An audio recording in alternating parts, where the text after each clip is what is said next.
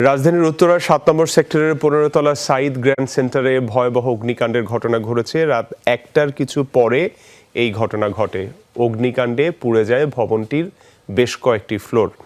৯ তলায় থাকা রেস্টুরেন্ট থেকে আগুনের সূত্রপাত বলে ফায়ার সার্ভিস ধারণা করছে। তবে এতে কি পরিমাণ ক্ষতি হয়েছে তা প্রাথমিকভাবে নিশ্চিত করে বলা যায়নি।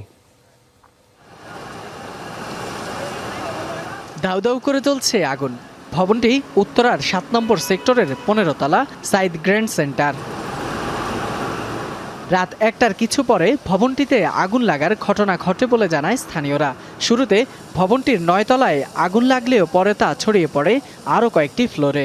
আমি ওখান থেকে ভাত খেতে আমি দৌড়ে আসছি, আগুন আপনার গ্যাসের থেকে গ্যাসের বাস্ট হইতেছে। একটা ২০-এর দিকে আমি আসছি, এসে দেখতেছি অল্প পরিমাণে আগুন ছিল।